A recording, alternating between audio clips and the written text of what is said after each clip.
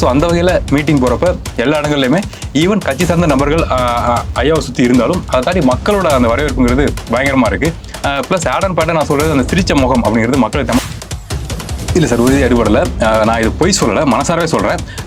எல்லாருமே ஏன் இது பண்ண மாட்டேங்கிறாரு, ஏன் அதை பேச மாட்டேங்கிறாரு அப்படிங்கிற ஒரு ஆதங்கம் இருக்குது. அவர் ஓட் பண்ணுறாங்க பண்ணலாங்கிறத தாண்டி ஏதோ ஒன்று பேசுகிறாருல்ல, ஒரு ஹீரோ வந்து ஸ்டேஜில் பேசுகிறாரு, மக்களுக்காக பேசுகிறாங்க. என்ன பேசுகிறாருன்னு கேட்க வீட்டில் இருக்க பெண்களுக்கு ஆர்வம், வீட்டில் இருக்க மாற்று கட்சிக்கு ஓட் பண்ணக்கூடிய பெரியவங்களுக்குமே ஆர்வம். விஜய் என்ன பேசுகிறார் என்னோட பார்வைப்படி சார், இப்போ கடந்த 5 வருஷங்கள் நல்லாட்சியாக இருந்திருந்தா மக்கள் மத்தியில் அது ஒரு நேர்மறை அலையாக மாறி இருக்கும். பெரும்பான்மையாக சாதனமாக போயிட்டு இப்போ கீழே கடையில் போயிட்டு நம்ம மயங்கினா கூட இல்லை சாதனமாக பேசினா கூட இந்த கடந்த 5 வருஷங்கள் ஆட்சி உங்களுக்கு நல்லா இருந்துச்சா, சிறப்பான ஆட்சியாக இருந்துச்சா அப்படிங்கிறப்ப மக்கள் யோசிக்கிறாங்க. சிக்கல்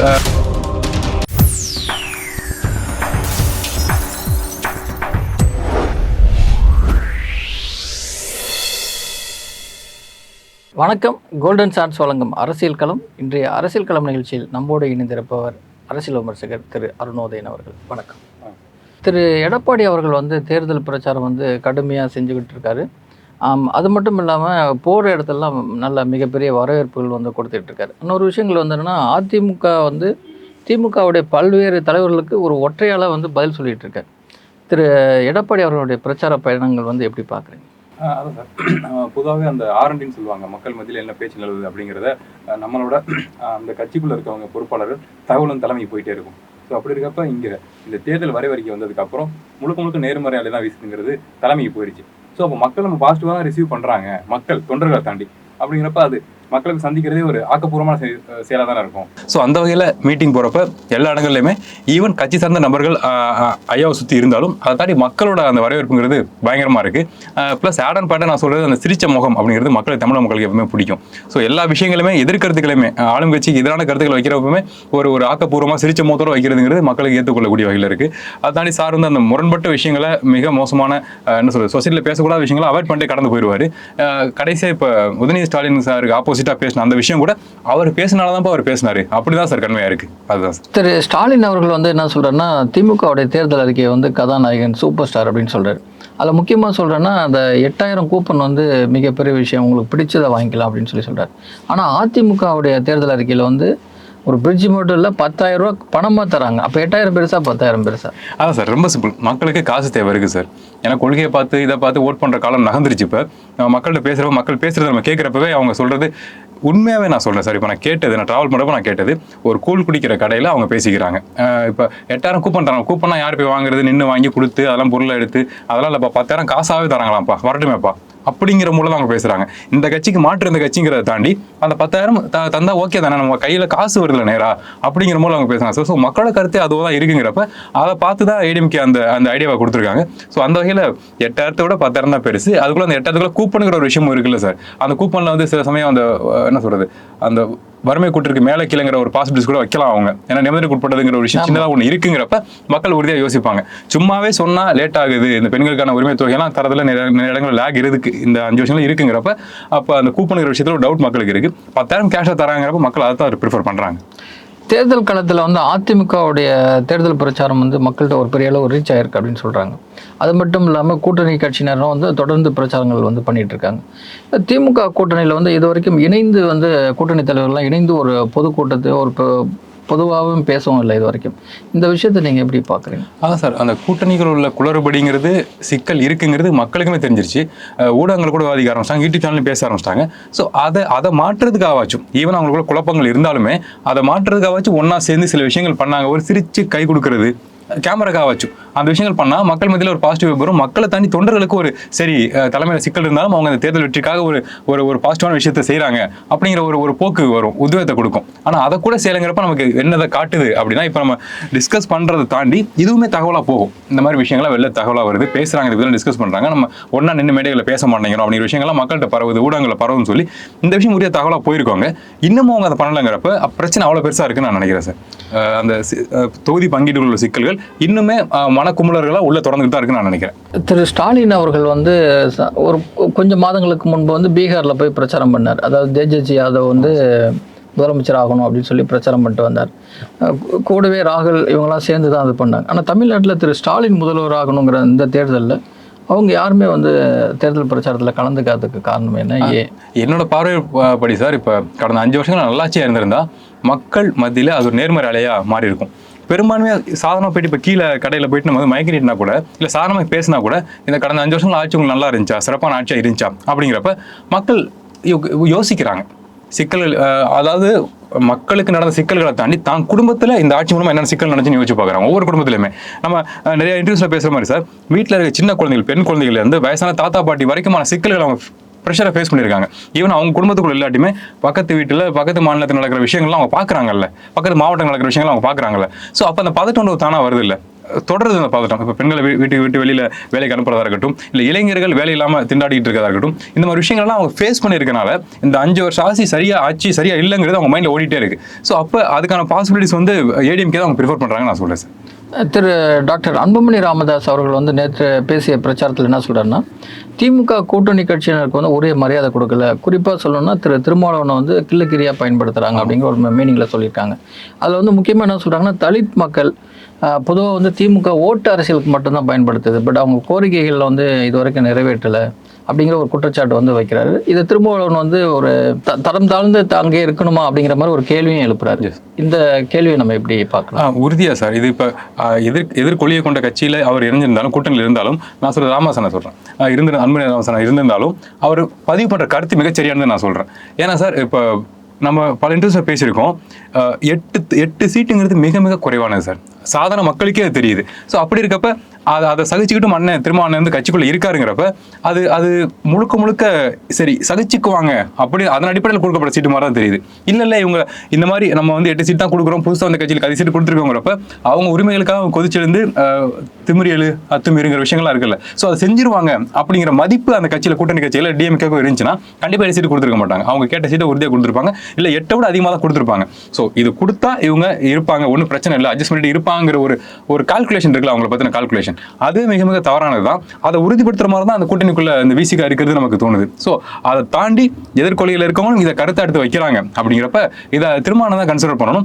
அதை தாண்டி கூட்டணி கட்சிகள் இருக்கவங்க, இப்போ டிஎம்கே வந்து அதை லீட் பண்றாங்கிறப்ப எல்லா கட்சியில் உள்ளவங்களுமே, ஆப்போசிட் ஐடியாலஜி கட்சியில் உள்ளவங்களும் இதை பற்றி பேசுறாங்க தொடர்ச்சியாங்கிறப்ப அது ஒரு வீக்னஸ் தானே சார். கண்டிப்பா அதுக்கு எதிர்கருத்துக்கள் இந்த பக்கத்தில் விசிகாலேருந்து உறுதியாக வந்த மாதிரி தெரியல. எங்க கூட்டணியில் நிறைய சிக்கல்கள் இருக்கலாம், நாங்கள் நிறைய வரைஞ்சிட்டு வந்து 8 சீட்ல அப்படிங்கிற உறுதிப்படுத்தப்பட்ட தகவல் இந்த பக்கம் வரல. ஸோ அப்போ எங்களுக்காக அவங்க பேசினா கூட சரிதான் அப்படிங்கிற மாதிரி தான் இருக்கு. ஆனால் எலெக்ஷன் இன்னும் 10 நாள் தான் இருக்கு. ஸோ இந்த மாதிரி எதிர்கருத்துக்களையும் ஏற்றுக்கிட்டு அமைதியாக இருக்காங்கன்னா அப்போ முழுக்க இந்த கூட்டணி தொகுதி பங்கீட்டில் சிக்கல் இருக்குங்கிறது வெளிப்படையாக தெரியுது சார். தேர்தலுக்கு இன்னும் 10 நாள் தான் இருக்கு அப்படிங்கிற ஒரு சூழ்நிலையில தேர்தல் களத்தில் வந்து எந்த கூட்டணி முன்னணியில் இருக்குது? இப்போ பிஜேபி உள்ள வந்துடும் அப்படிங்கிற டேக் வந்து போன 5 வருஷங்களில் ஒர்க் அவுட் ஆச்சு ஆக்சுவலாக. ஆனால் இப்போ அது ஒர்க் அவுட்டே ஆகல, அதை பற்றி பெருசாக பேசவும் முடியல, அதை மக்கள் கன்சிடர் பண்ண மாட்டாங்க. ஓகே பிஜேபி உள்ள வந்துருச்சு நீங்கள் சொல்லிட்டு நீங்கள் செஞ்சது என்ன அப்படின்னு பார்த்தா அது பிஜேபி ஆட்சிக்கு வந்தால் என்ன நடக்குங்கிறது எங்களுக்கு தெரியல. ஏன்னா நீங்கள் அலோவ் பண்ண வேணாம்னு சொன்னீங்க, நாங்கள் அதை உங்களுக்கு சப்போர்ட்டாக நின்னோம். ஆனால் நீங்கள் ஒன்று விஷயம் பண்ணியிருக்கீங்கல்ல. ஸோ அப்படி இருக்கப்ப பிஜேபிக்கான பாசிபிலிட்டி இருந்தால் கூட இவ்வளோ மோசமான விஷயங்கள் நடந்திருக்காது போலயே. ஏன் அப்படின்னா அவங்க யூடியூப் சேனலாக இருக்கட்டும், டிஜிட்டல் மீடியாவாக இருக்கட்டும், டிஎம்கே கடந்த 5 வருஷம் செஞ்ச விஷயங்களை அது எக்ஸாஜரேஷன் என்னன்னு தெரியல, பலாயிரம் கோடின்னு சொல்லி டேட்டா கொடுத்துக்கிட்டே இருக்காங்க. ஸோ அதை மக்கள் வந்து பிஜேபிக்கு சப்போர்ட் பண்ணாத மக்களுமே அதை பார்க்குறாங்க. அது உண்மையா பொய்யா, அப்போ இவ்வளோ விஷயங்கள் இருக்கு, இதெல்லாம் பொய் அப்படின்னா அவதூறு வழக்கு கண்டிப்பாக போட்டிருக்கணும். எப்படி இல்லாத ஒரு விஷயத்து மேலே இத்தனாயிரம் கோடி எங்களை பொய் சொல்றீங்க, ப்ரூஃப்ங்கிற விஷயத்தை ஏதோ ஒன்று காமிக்கிறீங்க, இது எல்லாமே பொய், ஏன் திட்டமிட்டு எங்க மீது அவதூறு பரப்புறீங்கன்னு சொல்லி ஒரு வழக்கு போட்டிருக்கணும். அது எதுவுமே கண்டுக்காம அரசு இருக்குங்கிறப்ப ஒருவேளை உண்மையா இருக்குமோ, லஞ்சம் ஊழல்களா தொடர்ச்சியா இருக்குமோ அப்படிங்கிற விஷயத்தை மக்கள் உறுதிப்படுத்த ஆரம்பிச்சிருக்காங்க. ஸோ அந்த வகையில் பிஜேபிக்கான ஒரு சர்டன் பர்சன்டேஜ் வந்து அதிகமாக தான் சார் இருக்கு. ஸோ அந்த பாயிண்ட் ஆஃப் வியூல பார்க்குறப்ப பாமக அதுக்கான ஓட்டுகள் மாற போறது கிடையாது, பிஜேபிக்கான ஓட்டுகள் மாறப்போறது கிடையாது, ஒரு பர்சன்டேஜ் அதிகரிச்சுட்டுன்னு சொல்றேன். இந்த பக்கம் எடப்பாடியா வந்து இவ்வளவு சிக்கல்களை தாண்டி ஏடிஎம்கே தொண்டர்களுக்கு தெரியும் தலைவர் இவ்வளவு சிக்கலை தாண்டி கட்சியை இழுத்து கொண்டு போய்கிட்டு இருக்காரு அப்படிங்கிறது முழுக்க தொண்டர்களுக்கு தெரியுது. அதை தாண்டி அவர் முழுக்க சப்போர்ட்டா நிற்கிறாங்க.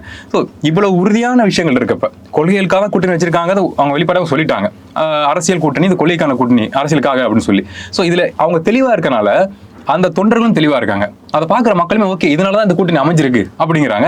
டிஎம்கே வீழ்த்துறதுக்கான கூட்டணி தான் இதுங்கிறது மக்களுக்கும் புரியுது. ஸோ அப்போ மக்கள் தெளிவா அந்த கட்சியை அணுகிறாங்கன்னு சொல்றேன், இந்த கூட்டணி அணுகிறாங்கன்னு சொல்றேன். ஆனா இந்த பக்கம் நிறைய குளறுபடிகள் இருக்கு. ஸோ அப்போ மக்களோட பார்வையிலேயே ஏடிஎம்கே அல்லது என்டிஏ அந்த கூட்டணிங்கிறது மிக தெளிவான கூட்டணியா இருக்குங்கிறது இருக்கனால, அந்த பார்வை இருக்கனால மக்களோட சப்போர்ட் அந்த பக்கம் இருக்கதான் நான் பார்க்குறேன் சார். 70 வயதிற்கு மேல் இருக்கிற திரு ஸ்டாலின், திரு இபிஎஸ் அவர்கள், கிட்டத்தட்ட 60க்கு மேல இருக்கிற திரு சீமான் அவர்கள் ஒவ்வொரு நாளும் வந்து 2க்கு மேற்பட்ட தொகுதிகள் வந்து பிரச்சாரத்தில் இருக்காங்க. அடுத்த முதல்வர் அப்படின்னு சொல்கிற திரு விஜய் வந்து ஒரு நாள் பிரச்சாரத்துக்கு போனால் இன்னொரு நாள் லீவ் விட்டுறாரு. அவரோட பிரச்சார ஸ்டைலை வந்து எப்படி பார்க்குறீங்க? மக்கள்கிட்ட எடுபடுதா? இல்லை சார், உறுதி எடுபடலை. நான் இது பொய் சொல்லலை, மனசாரவே சொல்கிறேன். எல்லாருமே ஏன் இது பண்ண மாட்டேங்கிறாரு, ஏன் இதை பேச மாட்டேங்கிறாரு அப்படிங்கிற ஒரு ஆதங்கம் இருக்குது. அவர் ஓட் பண்ணுறாங்க பண்ணலாங்கிறத தாண்டி எதுவும் பேசுகிறாருல்ல. ஒரு ஹீரோ வந்து ஸ்டேஜில் பேசுகிறாரு, மக்களுக்காக பேசுகிறாங்க, என்ன பேசுகிறாருன்னு கேட்க வீட்டில் இருக்க பெண்களுக்கு ஆர்வம், வீட்டில் இருக்க மாற்று கட்சிக்கு ஓட் பண்ணக்கூடிய பெரியவங்களுக்குமே ஆர்வம், விஜய் என்ன பேசுகிறாரு அப்படிங்கிறது. ஆனால் அவர் பேசவே இல்லைங்கிறப்ப என்ன பேசக்கூட மாட்டேங்கிறாரு. வந்து போராட்டம் ஆர்ப்பாட்டத்தில் நிற்கலை. ஒரு பெரிய வீட்டு பையன், ஒரு பெரிய ஹீரோ வந்து அவ்வளோ ஈஸியாக நிற்க முடியாதவங்க கூட மக்கள் ஏற்றுக்க ரெடியாக இருக்காங்க. மீன்ஸ் தொண்டர்கள் எல்லாத்துக்குமே சப்போர்ட் பண்ணுவாங்க. ஆனால் மக்கள் இதுக்குமே ரெடி. அந்த பையனால முடியாதுப்பா அப்படிங்கிற போது தான். ஆனால் அட்லீஸ்ட் பேசணும்ல, எலெக்ஷனுக்கு இன்னும் 10 நாள் தான் இருக்குங்கிறப்ப வந்து பேசணும்ல, பேசக்கூட மாட்டேங்கிறாரு. ஆனால் அதுக்கான ரீசனுமே மக்களுக்கு புரியுது சார். ஏன்னா தொண்டர்களை பண்படுத்தாம விட்டதுக்கான விளைவை சார் ஃபேஸ் பண்ணுறாரு நான் சொல்கிறேன். ஏன்னா எந்த ஒரு அரசியல் கட்சி தலைவருமே கீழே இறங்கி வர்றப்ப மாலை போட வருவாங்க, இல்லை பொக்கே கொடுக்க வருவாங்க, வேண்டான்னு சொன்னால் தள்ளி போயிடுவாங்க, இல்லை முடிஞ்சால் ட்ரை பண்ணி கொடுத்துருவாங்க, அவ்வளோதான் விஷயம். ஆனால் இங்கே பார்த்தீங்கன்னா சார் சைக்கிள் ஓட்டிகிட்டு இருக்காரு, பெரிய மாலயத்துக்கு போட்டு இழுக்கிறாங்க. ஸோ இது எந்த அரசியல் கட்சி தலைவருக்கு நடக்கும்? எந்த தொண்டன் தன்னோட தலைவனை இப்படி செய்வான்? ஸோ பண்படுத்தாம எடுத்த ஒரு விளைவாக தான் அதை பார்க்குறோம். அது போக இப்போ இன்னைக்கு நினைக்கிறேன் சார், இன்னைக்கு சைக்கிளில் சார் வந்துட்டு இருக்காரு. அது நல்ல பிளானாக இருக்குது, பார்க்கவும் நல்லா இருக்கு. ஒரு நான் சிஎம் கேண்டிடேட் ஆக போறேன்னு சொல்லிட்டு ஒருத்தர் வந்து சைக்கிள் ஓட்டார் வேகமாக, இவ்வளோ ஆக்டிவாக வந்துட்டு இருக்காரு. அது பரப்புரையில் ஒரு கைண்ட் ஆஃப் ஸ்டைல்னு வச்சுங்க, அவங்க ஃபாலோவர்ஸ்க்கு அது ஒரு உத்வேகத்தை கொடுக்குது. ஆனால் அதே ஃபாலோவர்ஸ் அவங்களோட தொண்டர்கள் தான், அவங்களோட ரசிகர்கள் தான் வந்து இடைமறிக்கிறப்ப சார் சைக்கிளை விட்டுட்டு வேற வழியில் ஓடி தான் ஆகணும். அது எவ்வளோ பெரிய ஹீரோ வந்து ஓடி தான் ஆகணும். அதை தான் அவர் செய்கிறாரு. ஆனால் அது மக்கள் மத்தியில் பெரிய நகைச்சுவைக்குரிய கேள்வி கூத்தா மாறுது. ஸோ நம்ம ரெகுலராக சொல்லிட்டு இருந்தோம், நிறைய விஷயம் சொன்னோம். நீங்கள் விர்ச்சுவல் வாரியர்ஸ்னு சொல்லி ஃபேஸ் பண்ணுங்கன்னு கட்டவிழ்த்து விட்டுட்டீங்க. அவங்க மிக மோசமாக இன்டர்நெட்டில் செயல்பட்டு இருக்காங்க. கொஞ்சம் கூட நீங்கள் கண்ட்ரோல் பண்ணாமல் விட்டுட்டீங்க அப்படின்னு சொன்ன அந்த விஷயத்தை சாரே இப்போ ஃபேஸ் பண்ணிட்டு இருக்காரு. ஸோ அப்போ என்ன சொல்கிறது சார், அவர் வினை விதித்தான் வினை அறுப்பானுங்கிற மாதிரி அவர் தொண்டர்களுக்கு என்ன சொல்லி கொடுக்கலையோ அதோட விளைவை அவர் ஃபேஸ் பண்ணுறாருங்கிறது மக்களுக்கு தெரியுது. பொதுவாக தேர்தல் காலத்தில் வந்து அவனுடைய கூட்டணி கட்சி தலைவர்கள் இல்லை ஒவ்வொரு கட்சியுமே வந்து தேர்தல் மேனிஃபெஸ்டோ வெளியிடுவாங்க, தேர்தல் அறிக்கை. இது வரைக்கும் வந்து அபிஷேகாக வந்து டிவிக்கு வந்து வெளியிடலை. ஆனால் போராட்டத்தில் ஒரு 4 வாக்குறுதியாக கொடுத்துட்டு இருக்காரு. இப்போ தேர்தல் வாக்குறுதி இதுதான் கிளியர் கட்டார்னு கொடுக்காத காரணம் என்ன? அதான் சார், அது அடிப்படையில் பேசிக்காகவே இதெல்லாம் சொன்னால் பயங்கரமாக கமெண்ட் செக்ஷனில் கோவப்படுறாங்க. ஏன்னா அவங்களுக்கு புரிய மாட்டேங்குது. ஒரு கட்டமைக்கப்பட்ட கட்சியே அது கிடையாது சார். ஏன்னா ஒரு கதாநாயகன் அரசியலுக்கு வராரு, அவருக்கு டக்குன்னு ஒரு கூட்டம் கூட பொறுப்பாளர்லாம் வந்து சேர்ந்துக்கிறாங்க, தொண்டர்களும் வந்துடுறாங்க. இதோட பேஸ் லைன் என்னன்னு பார்த்தோம்னா, இப்போ விஜய் சார் வந்து இதே ஏஜில் சினிமாவில் நடிக்காமல் இதே ஏஜில் நான் ஒரு அரசியலுக்கு வர போகிறேன், விஜய் சந்திர சாரோட ஒரு பையனாக இருந்து இதே ஏஜில் அரசியலுக்கு வர போகிறேன்னா இவ்வளோ கூட்டம் கூட்டியிருக்குமான சான்சஸ் 0. இவ்வளோ பேர் அவர் கூட நின்றுருப்பாங்களா, எம்எல்ஏஸ் நின்றுருப்பாங்களா, பொறுப்பாளர் நின்றுருப்பாங்களா, சான்சஸ் 0. ஸோ முழுக்க அவருக்கு ஒரு பிம்பம் இருக்குது. தொண்டர்கள்னு ஒருத்தவங்க இருக்காங்க, ஃபேன்ஸ்னு ஒருத்தர் இருக்காங்க, அது ஓட்டா மாற போகுதுன்னு ஒரு நம்பிக்கை இருக்கு. ஸோ அதை பயன்படுத்திக்கு தான் அவர் ஒரு கூட்டம் நிற்குது, பொறுப்பாளர்னு சொல்லி நிற்குது. ஸோ அப்போ முழுக்க இது ஒரு முகம் சார்ந்த ஒரு பொழுதுபோக்கு சார்ந்த ஒரு நபர் மீது கட்டமைக்கப்பட்ட பிம்பம் தான் அது. ஸோ அதை அரசியலாக மாற்றுறதுக்கான எந்த வேலையுமே செய்யாமல் அவங்க இருக்கப்ப அது ஒர்க் அவுட் ஆகாது சார். ஸோ அதுதான் நான் பார்க்குறேன். திரு இபிஎஸ் அவருடைய சமீபத்து பிரச்சாரத்தில் பார்த்தீங்கன்னா ஒரு ஹியூமர் வந்து பார்க்க முடியுது. சமீபத்தில் வந்து மயிலாடுதுறை நடந்த பிரச்சார கூட்டத்தில் கூட ஸ்டாலின் அவர்களை வந்து ரொம்ப நக்கல் அடிச்சிருப்பாங்க. நீங்கள் அதை எப்படி பார்க்குறீங்க? எஸ் சார், அது ஆப்போசிட் பார்ட்டி எந்த அளவுக்கு வீக் ஆகிட்டாங்க அப்படிங்கிறது அது காமிக்குது சார். ஏன்னா தேர்தல் பரப்புரையப்ப முழுக்க அட்டாக் பண்ணி தான் பேசுவாங்க. ஏன்னா வாழ்வா சாவாங்கிற மாதிரி எலெக்ஷனுங்கிறப்ப, அதுவும் ஏடிஎம்கே இந்த எலெக்ஷனில் ஜெயிச்சான ஒரு கட்டாயம் இருக்கப்ப, அவ்வளோ ப்ரெஷருக்கு எதிராக இருக்கப்ப யாராவது நக்கல் பண்ணுவாங்களா? ஆனால் நக்கல் பண்ணக்கூடிய அளவில் தான் இருக்குன்னு நான் சொல்கிறேன். ஏன்னா நம்ம ஜெயிக்க போகிறோம், அந்த பக்கம் நிறைய ஃப்ளாஸ் இருக்குது, அது மக்களுக்கும் தெரிஞ்சு போச்சு, ஊடகங்களுக்கும் தெரிஞ்சு போச்சு. ஏதோ சமாளிக்கிறதுக்காக ஒரு விஷயம் பண்ணிட்டு இருக்காங்கன்னு எடப்பாடியாக சென்ஸ் பண்ணிட்டாரு. அதனால ரொம்ப நகைச்சுவையாக அப்ரோச் பண்ணுறாரு. ஏன்னா இப்போ சீர்காழிங்கிறப்ப ஸ்டாலினோட மாமனார் வீடு இருக்குன்னா எஸ் இருக்கு, ஆனால் மயிலாடுதுறைங்கிற அந்த விஷயத்தை உருவாக்குனதே நாங்கள் தான், மாவட்டத்தை உருவாக்குனதே நாங்கள் தான். இப்போ படையப்பா படத்தில் சொல்லுவாங்கல்ல, அந்த மாப்பிள்ளை அவர் தான், நான் அவர் போட்டிருக்க சட்டை என்னது அப்படிங்கிற மாதிரி அந்த விஷயத்தை அப்ரோச் பண்ணி இந்த மோடில் கனெக்ட் பண்ணி ஸ்டாலினை அட்டாக் பண்ண முடியுது அப்படின்னா முழுக்க அந்த பக்கம் ஸ்ட்ராங்காக இல்லை, நம்ம நகைச்சுவையாக கூட அட்டாக் பண்ண முடியும் இந்த எலெக்ஷனில் அப்படிங்கிற போது சார். அதை தாண்டி இளைஞர்களை ரொம்ப ஈஸியாக அவர் அப்ரோச் பண்ணுறாரு. எஸ் இந்த பாயிண்ட் நான் இன்னும் பேசாமல் இருக்கான்னு எதிர்பார்த்தேன், கரெக்டாக பேசிட்டாரு. தம்பிகளை அவங்களை வந்து படிக்க வச்சது நான் தான். மீன்ஸ் அது அடிப்படையில் வந்து என்ன சொல்ல வர்றாருன்னா, கொரோனா பீரியட்ல உங்களை பாஸ் பண்ண வச்சோம். ஏன்னா ஆப்போசிட் கவர்மெண்ட் தான், அவங்க என்ன வேணா பண்ணிருக்கலாம், எவ்வளவு குளறுபடி வேணா பண்ணிருக்கலாம். ஆனா நாங்க எதை பத்தியும் யோசிக்காம சமரசமா, எனக்கால வருத்தங்கள் இருக்கு சார். ஏன்னா நான் கொஞ்சம் படிக்கிற பையன், எனக்கு வருத்தங்கள் இருக்கு. ஸ்டில் சந்தோஷம் தான். எல்லாரையும் ஆல் பாஸ்ங்கிற ஒரு விஷயம் இருக்குல்ல சார், அது அவ்வளவு ஈஸியா நடந்துடாது. கொரோனா பேட்ச்னு சொல்லுவாங்க. ஸோ அந்த பேட்ச்ல பல பேர் வந்து ஈவன் படிக்கிறவங்க படிக்காதவங்க எல்லாருமே பாஸ் ஆயிட்டாங்க. அந்த வேரியேஷன் இருந்தாலும் மன அழுத்தம் வேண்டாம் யாருக்கும். எல்லாரும் பாஸ் ஆயிருங்க, அப்புறம் நீங்க கம்பெனிக்கு போறப்ப இன்டர்வியூ அட்டன் பண்றப்ப அதை ஃபேஸ் பண்ணிக்கங்க அப்படிங்கிற விஷயத்த பண்றதுங்கிறது எல்லாரும் பெரிய மனசு அது வராது சார். ஸோ அதை பண்ணி அதை சொல்லியும் காமிச்சிருக்காரு. கண்டிப்பா சொல்லி காமிக்கணும், ஏன்னா மறந்துடுறாங்கிறேன். ஏன்னா முழுக்க எடப்பாடியை வந்து கோமாளியா சித்தரிக்கிற இந்த காலகட்டத்தில் அவர் நமக்கு என்ன பண்ணாருங்கிறத கண்டிப்பா இளைஞர்கள் மறக்க மாட்டாங்க. நான் அந்த பீரியட்ல அந்த பசங்க கிட்ட பேசியிருக்கேன், மனசார நன்றி சொன்னாங்க. இவர் இல்லாட்டி ரொம்ப டஃப் கஷ்டப்பட்டிருப்போம் அப்படின்னு. ஸோ அந்த விஷயத்தை சார் ஞாபகப்படுத்தி இருக்கனால இளைஞர்கள் கொஞ்சம் திரும்பி பார்க்க கூட வாய்ப்பு இருக்கு சார். ஓகே பண்ணலாமே அப்படின்னு சொல்லி. இந்த நிகழ்ச்சி ரொம்ப கலகலப்பாக இருந்தது. ரொம்ப நன்றி. நன்றி சார்.